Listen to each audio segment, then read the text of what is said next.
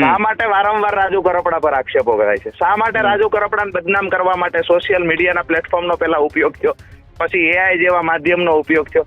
માત્ર ને માત્ર આખી પાર્ટી અત્યારે રાજુ કરપડાને બદનામ કરવામાં લાગેલી છે, પરંતુ સત્યની હંમેશા જીત થશે. આવનાર સમયમાં રાજુ કરપડાની સાથે જે ખેડૂતો છે એના પર મને ભરોસો છે કે ચોક્કસથી સત્યની જીત થશે.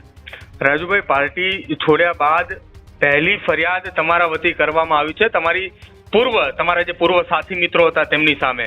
પાર્ટીના નેતાઓ હવે વધુમાં ગંભીર આરોપ તમારી સામે લગાવશે.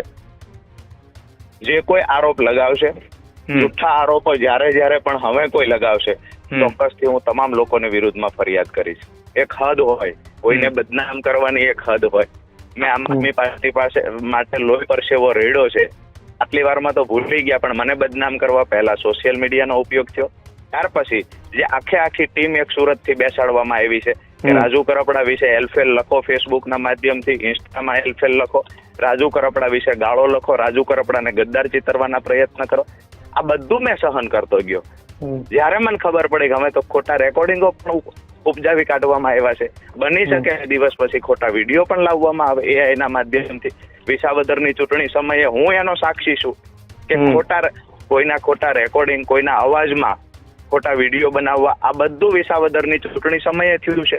કેશુબાપા આશીર્વાદ આપતા હોય ત્યારે કેશુબાપા જેવો જ અવાજ બનાવી અને એ આશીર્વાદ આપતો વિડીયો, ગોપાલભાઈ ઇટાલિયા બળદ ચલાવે છે તો એના જ અવાજમાં રામ રામ ડાયરા કરતા રામ રામ વાળો બધા એનો વિડીયો સાથે એનો અવાજ, આ બધું ગોઠવતા આમ આદમી પાર્ટીના નેતાઓને ખૂબ અને એની સાથે રહેલી ટીમને ખૂબ નજીકથી ફાવે છે.